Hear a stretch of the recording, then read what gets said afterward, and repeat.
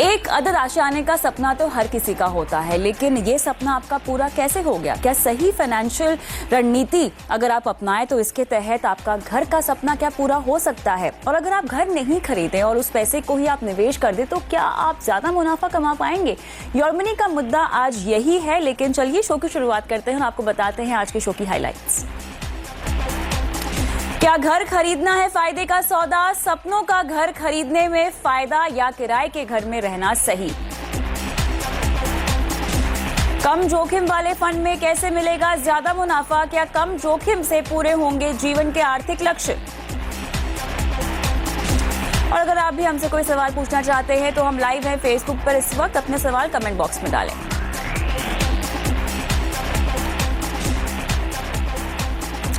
और आज आपके तमाम सवालों के जवाब देने के लिए हमारे साथ शो में शामिल हो रहे हैं रुंगटा सिक्योरिटीज के हर्षवर्धन रुंगटा। हर्ष, स्वागत है आपका योर मनी पर। और अक्सर हम योर मनी पर लोगों के आर्थिक लक्ष्यों को पूरा करने की रणनीति देते हैं, और आज सबसे अहम मुद्दा जिस पर हम बात करने वाले हैं वो है आपके घर का सपना। यानी हम आपको बताने वाले हैं कि अगर आपको घर खरीदना है तो सही समय क्या होगा प्लानिंग के लिए, और जिस तरह से हम रियल एस्टेट मार्केट को देख रहे हैं, क्या इस वक्त आपको घर खरीदना चाहिए या नहीं खरीदना चाहिए? अच्छा, खुद अगर रहना चाहते हैं तो घर खरीद ले, लेकिन क्या अगर निवेश करना है तो क्या आपको घर खरीदना चाहिए? इन तमाम सवालों के जवाब हम हर्ष से लेंगे। शुरुआत हम करते हैं और पहला सवाल तो मैं हर्ष से यही पूछना चाहती हूं कि क्या घर खरीदना सही सौदा है? क्योंकि हम सब जानते हैं कि एक अपना खुद का घर तो हर कोई चाहता है, लेकिन भारत में एक मेंटालिटी हमारी ये भी है कि भैया रिटायरमेंट के लिहाज से भी हमें घर खरीदना है, क्योंकि रेंटल इनकम भी हमें चाहिए, कमाई का एक और स्रोत चाहिए होता है, जरिया चाहिए होता है।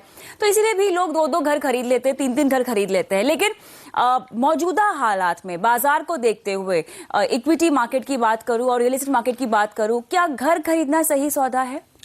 वेल कविता, आपने सही कहा कि अगर हम पहला घर खरीदने की बात कर रहे हैं, हम ये बात कर रहे हैं कि पहला घर खरीद के हम उसमें रहना चाहते हैं, अगर हम वो उसकी बात कर रहे हैं तब उसमें कोई लॉजिक नहीं काम आता, उसमें सिर्फ इमोशन होता है कि मुझे घर खरीदना है, मुझे ओन करना है, और वो मेरे एक आशियाना होगा जो मैं अभी भी यूज करूंगा और रिटायरमेंट के बाद भी यूज करूंगा।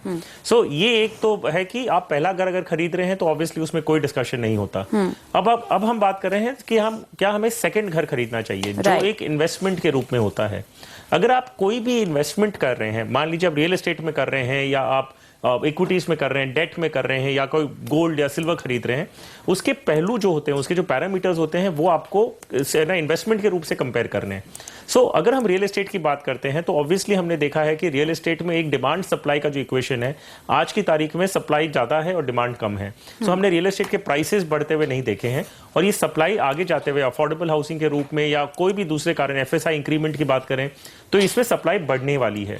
दूसरी प्रॉब्लम रियल एस्टेट में खरीदने की ये होती है कि आप जब रियल एस्टेट का कोई भी एक यूनिट खरीदते हैं, विच मींस आप एक घर भी खरीदते हैं, तो उसकी जो टिकट साइज इतनी बड़ी होती है कि आपके पास और कोई लिक्विडिटी बचती नहीं कि आप फाइनेंशियल एसेट्स क्रिएट कर सकें। So, थोड़ी बहुत जो इश्यूज हैं वो रियल एस्टेट को लेके हैं। और अगर हम लेमैन इंडिविजुअल इन्वेस्टर की बात करें, बहुत लिमिटेड रिसोर्सेज होते हैं हमारे पास, हमारी जो सैलरी है या इनकम है उसमें से हमें हमारे घर के खर्चे, इन्वेस्टमेंट सब कुछ करना होता है। सो अगर हम सारे पहलुओं को ध्यान में रखें तो ये देखा जाता है कि अगर आप सेकंड हाउस खरीद रहे हैं फ्रॉम एन इन्वेस्टमेंट पर्सपेक्टिव, उसे इन्वेस्टमेंट के रूप में कंपेयर करें और सारे पैरामीटर्स पे, लिक्विडिटी, टैक्सेबिलिटी, रिटर्न्स, ये सारे पॉसिबिलिटीज को देखते हुए आप डिसाइड करें, और जिसमें हम देखेंगे कि रियल एस्टेट यूजुअली इतना फेवरेबल नहीं दिखता है। ओके, ये तो आपने सही कहा कि अगर आपको इन्वेस्टमेंट के लिहाज से कंसिडर करना है तो फिलहाल आप उसको फिर से एक और बार फिर से आप उस फैसले के बारे में सोच सकते हैं। लेकिन अब क्योंकि हम ट्रेंड में थोड़ा सा बदलाव देख रहे हैं, जैसे कि हम सब एक मिलेनियल माइंडसेट को भी फॉलो कर रहे हैं, उसे भी ट्रैक करते हैं, और बहुत सारी रिपोर्ट्स भी ये कहती हैं कि आजकल लोग किराए के घर में रहकर पैसे बचाने में ज्यादा विश्वास रखते हैं। क्या ये सही है? अगर मैं financial planning point of view से समझना चाहूं, ईएमआई की बजाय क्या मैं रेंट चुकाऊं तो ज्यादा किफायती होगा मेरे लिए? वेल इसे दो पहलू में देखिए आप। पहला सेंस ये है कि एक जमाना था जब हम देखते थे कि लोग पूरी जिंदगी भर काम करते थे, और जिंदगी भर की कमाई से रिटायरमेंट पे घर खरीद पाते थे। एग्जैक्टली। अब ये हाउसिंग फाइनेंस इतना पॉपुलर हो गया, एज एन इंडस्ट्री इतनी प्रोग्रेस की है कि लोग काम ज्वाइन करते ही पहले घर खरीदते हैं और रिटायरमेंट तक उसका पेमेंट करते हैं। Exactly. So it's a reversal, completely reversal. बिल्कुल। अब जो तीसरा जो आपने वर्ड किया मिलेनियन की जो बात कर रहे हैं हम, तो अगर हम फाइनेंशियल कैलकुलेशंस अगर देखते हैं, तो फाइनेंशियल कैलकुलेशंस एकदम क्लियर हैं, जिसमें जो कहते हैं कि there is no logic of buying a house. अगर आप रेंट पे रहते हैं तो आपका definitely financial point of view से आपका कई ज्यादा फायदा है, क्योंकि रेंटल यील्ड जो हम देखते हैं, आपकी अगर रियल एस्टेट की एक प्रॉपर्टी है जो आपने रेंट पे देखी है, रेसिडेंशियल प्रॉपर्टी है, ज्यादा से ज्यादा उसकी कैपिटल वैल्यू का जो रेंट आपको मिलता है वो लगभग 2% आसपास होता है। इससे कई ज्यादा तो आप डेफिनेटली अपने बैंक के इंटरेस्ट में कमा लेंगे। दूसरा जो रियल एस्टेट का एडवांटेज पहले हुआ करता था वो है कैपिटल अप्रिसिएशन। तो आपने अगर 1 करोड़ की प्रॉपर्टी खरीदी है, हम मानते हैं कि सूनर और लेटर वो 2 करोड़ या 3 करोड़ की हो जाती, लेकिन आज की तारीख में वो भी थोड़ा मुश्किल लग रहा है। सो रेंटल यील्ड और रिटर्न्स की बात करें तो ऑब्वियसली आपको रेंट पे रहना ज्यादा फायदेमंद होगा। ओके। अब ये प्रॉब्लम होती है कि ये तो एक लॉजिकल डिस्कशन हो गया, ये हम एक्चुअल कैलकुलेशंस की बात कर रहे हैं, लेकिन अगर हम इमोशन पॉइंट ऑफ व्यू से बात करें तो ये सारी चीजें धरी की धरी रह जाती है। इसमें बात करके कोई मीनिंग नहीं है। जिसको घर खरीदना है, जिनको खुद का घर ओन करना है वो करना ही है। चलिए आगे बढ़ते हैं। और अब अगर आप घर खरीदना ही चाहते हैं तो मुझे हर्ष से ये जानना है कि घर खरीदने की प्लानिंग हम कैसे करें, घर खरीदने के लिए पैसे हम कैसे जुटाएं। अब लोन तो आपको लेना ही पड़ेगा, लेकिन कितना अमाउंट आप डाउन पेमेंट या अगर आपको 20% किस्त चुकानी भी हो तो उसके लिए आप कहाँ निवेश करें, कैसे निवेश करें। घर खरीदने के लिए हम पैसे जुटाएं कैसे, रणनीति क्या होनी चाहिए, क्योंकि आपको समय की अवधि का भी ध्यान देना होगा। एग्जैक्टली। सो अब अभी अगर हम घर खरीदने की बात करें तो एक है कि ये कोई टाइम बाउंड नहीं है। अगर आप बच्चों की पढ़ाई के लिए जमा कर रहे हैं तो जब वो 21 साल के होंगे तब आपको XYZ यूनिवर्सिटी का पैसा भरना है, तो वो 21 साल की उम्र में ही भरना है। अब घर आपका अगर चाहते हैं कि आपने अभी प्लान किया है कि मैं 5 साल बाद खरीदूंगा, कोई कारण से आपका डाउन पेमेंट इकट्ठा नहीं हुआ है, तो 5 साल का आप 6 साल भी कर सकते हैं, 7 साल भी कर सकते हैं। सो ये जो गोल है ये टाइमलाइन के बेसिस पे थोड़ा फ्लेक्सिबल होता है। सो अगर आपके पास कम अवधि है और आपको बड़ा अमाउंट इकट्ठा करना है तो नेचुरल सी बात है जितना हम जमा कर सकते हैं बहुत ही लिमिटेड होता है। सो जो पैसे आप जमा कर रहे हैं अगर आप उस पर बहुत ज्यादा रिस्क लेते हैं तो हायर रिटर्न्स की गुंजाइश बन जाती है। लेकिन क्या अगर आपको 1 या 2 साल में EMI आपका डाउन पेमेंट देना है तो आप इक्विटी में कर सकते हैं। वेल लॉजिकली स्पीकिंग नहीं, क्योंकि आपको डेट में करना चाहिए। लेकिन क्योंकि मैंने कहा कि अगर ये टाइमलाइन फिक्स्ड नहीं है, आप इसे एक्सटेंड कर सकते हैं, तो मे भी आप इक्विटी का रिस्क लेना चाहें ताकि इस छोटी रकम जमा करके आपको ज्यादा रिटर्न मिलने की उम्मीद बन जाती है। ओके।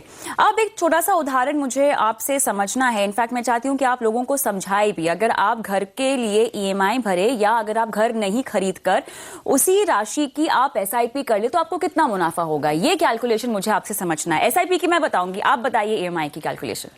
सो देखिए बहुत ही सिंपल कैलकुलेशन है। फर्स्ट पॉइंट ये है कि आप जो भी पैसा जमा करते हैं तो आपको उस पे इंटरेस्ट या रिटर्न्स मिलता है। राइट। आपने अगर EMI दे रहे हैं सो आपने किसी से लोन लिया है और उसके भुगतान आप कर रहे हैं तो आपको इंटरेस्ट देना है। ओके। तो एक सिंपल इक्वेशन हम देखते हैं कि अगर आपने एक 50 लाख का लोन लिया है जिसका इंटरेस्ट रेट आपका 8.75% है और 20 साल का लोन आपने लिया है, सो 50 लाख का लोन है जो आप 20 साल के ऊपर उसका पूरा रीपेमेंट करने वाले हैं इंटरेस्ट के साथ में, विच इज एट 8.75%। ओके।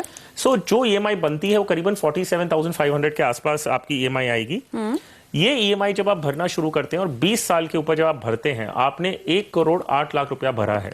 सो 50 लाख का लोन था जो आपने रीपे किया है और करीबन 58 लाख इंटरेस्ट है जो आपने भरा है। राइट। अगर यही चीज आप जमा करते हैं तो आपकी रकम जो है, अगर मैं 12% के आसपास का रिटर्न पकड़ के चलूं और अगर आप 47,500 रुपए की SIP करते हैं तो 4 करोड़ से ज्यादा का अमाउंट आप इकट्ठा कर लेंगे 20 साल में, अगर आप इतने बड़े अमाउंट की SIP करते हैं हर महीना। तो हर्ष एग्जैक्टली। सो आप जब EMI भर रहे हैं, 50 लाख का आपने लोन लिया है और आपने 1 करोड़ 8 लाख रुपया दिया है। एग्जैक्टली। अगर 47,500 आप EMI के जरिए नहीं लेकिन आप अगर उसे जमा करते हैं तो जैसे आपने कहा कि 4 करोड़ रुपया आसपास आपको मिलते हैं। ओके। अब ये इसमें से अगर हम रेंट भी निकाल दें, मान लीजिए कि आप 15,000 रुपया रेंट भर रहे थे तो भी आपका इन्वेस्टमेंट करीबन 32,000 के आसपास होता है। बिल्कुल बिल्कुल। सो 32,000 पे में भी 4 करोड़ नहीं मिले लेकिन उससे थोड़ा कम आपको फिर भी मिलता है। So your net on plus. तो जैसे मैंने कहा कि अगर हम कैलकुलेशन स्ट्रिक्टली करें तो प्रॉपर्टी खरीदना कोई सेंस बनता ही नहीं है। ओके। लेकिन अब सवाल ये उठता है कि अगर आप EMI करना भी चाहते हैं, घर लेना भी चाहते हैं, तो कितनी EMI आपको जो है तब्दील करनी चाहिए होम लोन में ताकि आपकी जेब पर भारी ना पड़े, क्योंकि ये तो आपको बजटिंग तो पहले ही कर लेनी होगी। होम लोन के लिए आप अप्लाई करें उससे पहले आपको पता होना चाहिए कि आप इतनी EMI अफोर्ड कर सकते हैं,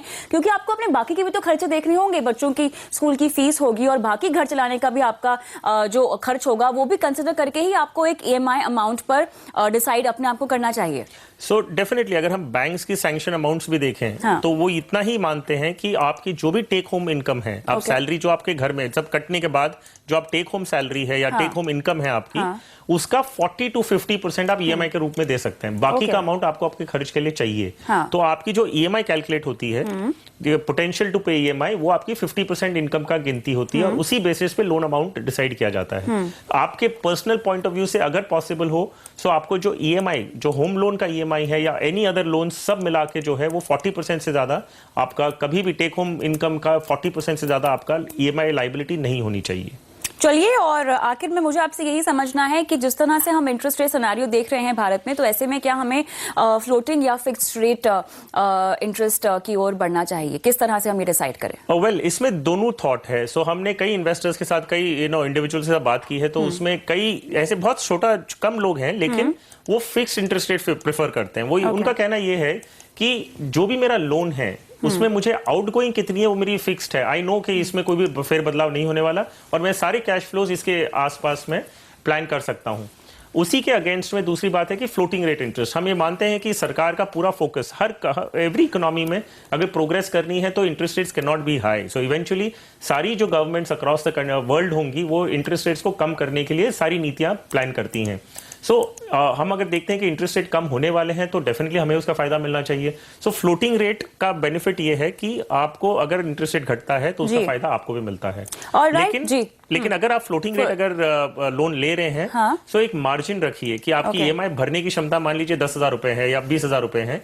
आप फ्लोटिंग रेट पे अगर 20,000 के आपका कैपेबिलिटी है तो आप इनिशियली स्टार्ट करने के 17-18 की ईएमआई लीजिए। तो अगर इंटरेस्ट रेट बढ़ता भी है तो आपके बाद में जाते हुए 20 तक पहुंच जाएगा। ऑल राइट, बहुत दर्शक जो हैं फेसबुक पे अपने सवाल छोड़ना शुरू कर चुके हैं, लेकिन देखिए अगर आप अपनी घर खरीदने की फाइनेंशियल प्लानिंग हमसे करवाना चाहते हैं तो हमें कुछ डिटेल्स भी चाहिए होगी आपसे कि आप कितने साल में घर खरीदना चाहते हैं और आपका बजट क्या है। बजट जो है आप इन्फ्लेशन को ऐड करके ही अपने सवाल में डालें। लेकिन इस बीच हमारे फेसबुक के एक दर्शक हैं, उनका सवाल हम लेते हैं और कमल का सवाल मैं लूंगी। इनका सवाल घर खरीदने को लेकर नहीं है लेकिन एक फंड पर है स्पेसिफिक। हर्ष कमल पूछ रहे हैं कि HDFC mid cap opportunity fund perform नहीं कर रहा है, 3 साल से निवेश कर रहे हैं लगभग 1,000 रुपए का, तो अब क्योंकि परफॉर्मेंस से खुश नहीं है तो क्या निकल जाएं? जी नहीं, actually HDFC mid cap opportunities एक अच्छा फंड है अपनी कैटेगरी का। मिड कैप सेगमेंट अपने आप में has not been doing well. So आपको ये भी देखना होगा कि mid cap investments, mid cap का जो इंडेक्स है वो भी नीचे है। सो इट्स नॉट दैट कि आपका ये पर्टिकुलर फंड परफॉर्म नहीं कर रहा और मिड कैप सारे दूसरे स्टॉक्स परफॉर्म कर रहे हैं। So I think at this junction आप इसमें बने रहें, इसमें निकलने की आपको कोई जरूरत नहीं है। चलिए कमल, उम्मीद करते हैं कि आपको सवाल का जवाब मिल गया होगा, लेकिन इस बीच अब रुकते हैं छोटे से ब्रेक के लिए। ब्रेक के बाद फोन लाइन पे कुछ दर्शकों को जोड़ेंगे और साथ ही फेसबुक पर जो दर्शक अपने सवाल पूछ रहे हैं उनको भी शो में शामिल करेंगे। लेकिन बने रहिए हमारे पड़ाव और हर्षवर्धन रुंगटा मेरे साथ है। हर्ष, एक रैपिड फायर करते हैं सवालों का और हमारे फेसबुक के दर्शक संजीव का सवाल मैं लूंगी और ये पूछ रहे हैं कि म्यूचुअल फंड में निवेश के लिए कोई रियल एस्टेट, हाउसिंग फाइनेंस कंपनियां हैं जो ऐसा निवेश करती हैं? आई थिंक वो रीट्स की बात कर रहे हैं। exactly, सो अभी तक तो नहीं है। I think there was one wreaths, एक एम्बेसी का एक रीट्स आने वाला था। So I think you have to just wait for that to come probably. Alright, आगे बढ़ते हैं और हमारे अगले दर्शक शमशाद आलम है और इन्हें 1,30,000 रुपए जो फिलहाल इनके हाथ में है निवेश करना है। 2020 में अगस्त तक इन्हें एक 2 BHK घर खरीदना है। 2020 तक इन्हें सोना भी कुछ खरीदना है अपने लिए, साथ ही 5 लाख रुपए का लिक्विड फंड भी इन्हें बनाना है।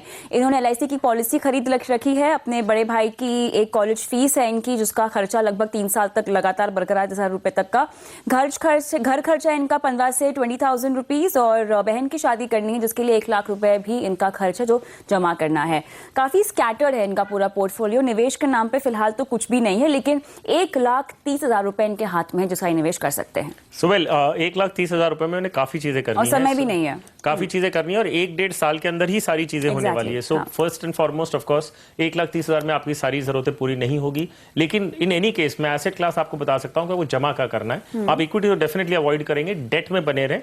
डेट में या तो आप फिक्स डिपॉजिट करें, रिकरिंग डिपॉजिट करें, या तो डेट फंड्स। आपको 2 डेट फंड्स के नाम बता दूं, IDFC bond fund short term plan या HDFC short term debt fund. इनमें आप पैसे लगाएं, जैसे जैसे आपकी जरूरत आती रहे उनमें से पैसे निकाल के आप अपनी जो भी गोल्स हैं या जो भी खर्चे हैं वो पूरे कर लें। आगे बढ़ते हैं। फेसबुक के दर्शक प्रसून सौरभ का सवाल मैं लूंगी। इनकी सैलरी 55,000 है, निवेश करते हैं लगभग 26,000 एवरी मंथ। कितना होम लोन मिलेगा पूछ रहे हैं। 4 साल में 40 लाख का घर ये खरीदना चाहते हैं। अगर 55,000 इनकी अगर टेक होम है, बैंक विल अज्यूम दैट आप 25,000 रुपया ईएमआई भर सकते हैं। अगर आप 25,000 रुपया ईएमआई भर सकते हैं तो करीबन 25 लाख रुपए का लोन प्लस माइनस व्हाटएवर आपको लोन की एलिजिबिलिटी बनती है। सो आई थिंक 25 लाख का लोन आपको मिल सकता है। हेमल कंसाला का सवाल मैं लूंगी और ये कंफ्यूज्ड हैं कि अपने लिए एसआईपी करें या फिक्स डिपॉजिट में पैसे निवेश करें। कम से कम 5 साल के बाद इन्हें ये पैसा वापस चाहिए। 5 साल की होराइजन के पॉइंट ऑफ व्यू से ऑफ कोर्स आप ग्रोथ एसेट्स देखेंगे। आप सिर्फ अगर फिक्स डिपॉजिट्स, रिकरिंग डिपॉजिट्स करते हैं तो एक फिक्स ब्याज है जो आपको मिलना है and that will not even beat inflation. So question ये कि अगर आपको इन्फ्लेशन से ज्यादा कमाना है तो थोड़ा आपको रिस्क भी लेना होगा। तो 5 इयर्स एक अच्छा टाइम होराइजन है जिसमें आप इक्विटी का एक्सपोजर ले सकते हैं या हाइब्रिड फंड का ले सकते हैं जिसमें इक्विटी और डेट का बैलेंस रहता है। आखिरी सवाल लेंगे हम बंगलुरु से भोलेनाथ जी का, और इन्हें रिटायरमेंट के लिए पैसे इकट्ठा करने हैं। 15 साल का समय है, 9,500 की एसआईपी कर रहे हैं 1 साल से। Mirae asset emerging blue chip fund है, एलएनटी मिड कैप है, एसबीआई स्मॉल कैप है और म्यूरो एसेट लार्ज कैप में एक मुश्त है। 30,000 का निवेश।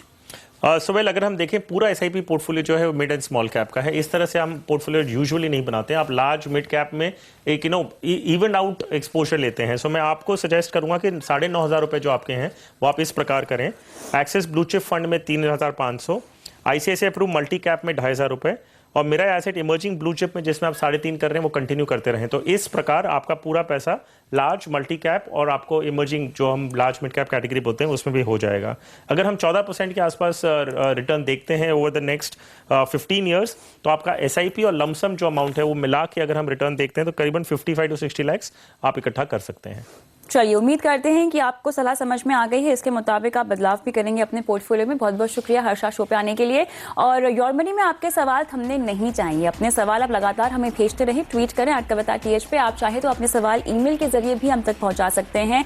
फेसबुक के योर मनी पेज पे जाके अपना सवाल इनबॉक्स भी करें को और लेते हैं उनके फाइनेंशियल प्लानिंग से जुड़े सवाल। और इस कड़ी में हमारे दर्शक सुनील कुमार फोन लाइन पर है। 32 साल की इनकी उम्र है और इन्हें 20 और 27 साल के लिए निवेश करना है। नमस्कार सुनील, कैसे हैं आप?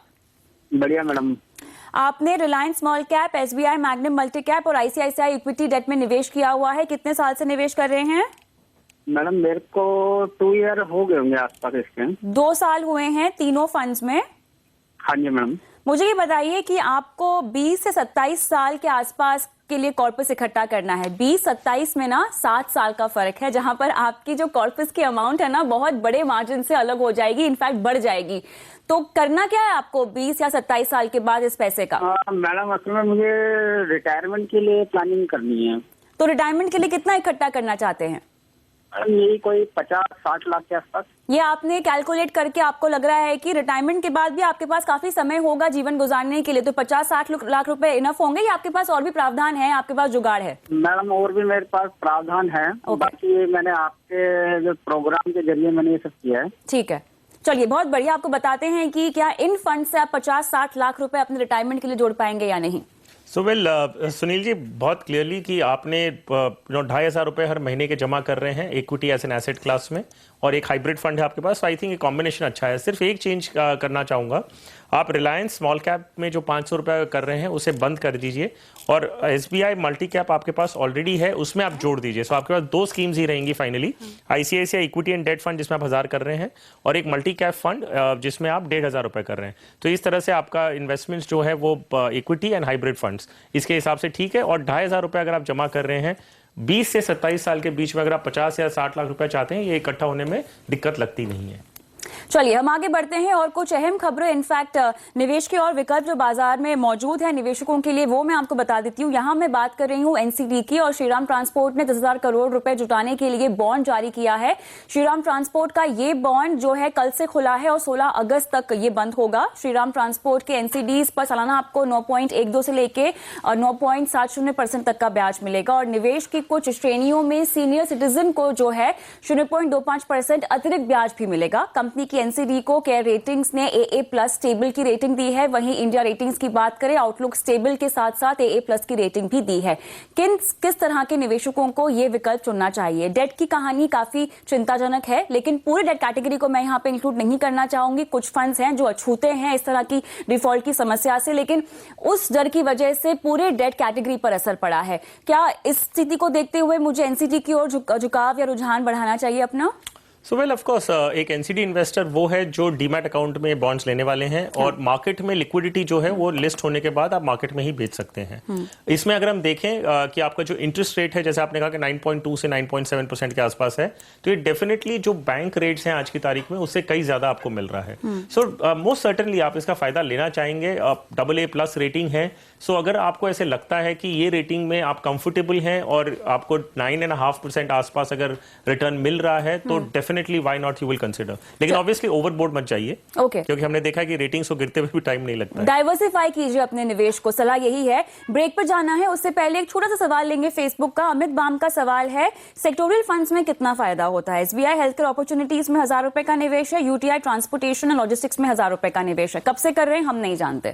सो वेल सेक्टर फंड्स अगर हम देखें सो आपको एक एक्सपोनेंशियल रिटर्न भी दे सकते हैं और लॉस भी उतना ही बड़ा हो सकता है। तो सेक्टर फंड क्या होता है कि आप एक ही सेक्टर को फोकस करके आप जो भी सारी कंपनीज उन सेक्टर में ऑपरेट करती हैं उनके शेयर्स खरीद रहे हैं। सो अगर कोई अच्छी न्यूज आती है तो पूरा सेक्टर को फायदा होता है, तो आपको एक्सपोनेंशियल प्रॉफिट होगा। अगर कोई बुरा होता है इस सेक्टर के साथ में तो आपको उतना ही नुकसान होगा। सो सेक्टर फंड्स में आप तभी करें जब आप उस सेक्टर को ट्रैक कर सकें, आपको ये मालूम हो कि कब एंटर करना है उसमें और कब निकलना भी है।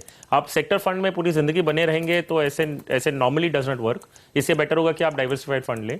लेकिन अगर आपको ऐसे लगता है कि हेल्थ केयर में कुछ बदलाव आने वाले हैं जिसका फायदा होगा, तो आप हेल्थ केयर फंड में करें, और जब वो बदलाव आ जाए, उसका फायदा मिल जाए, तो आपको निकल भी जाना चाहिए उसमें। चलिए अमित, उम्मीद करते हैं कि आपको सलाह समझ में आ गई है, लेकिन इस बीच रुकते हैं छोटे से ब्रेक के लिए। आपके सवाल थमने नहीं चाहिए, फेसबुक पर अभी जाइए, कमेंट बॉक्स पे अपने सवाल हमसे पूछिए। ब्रेक के बाद तुरंत लौटते हैं, आपके सवाल का जवाब देंगे।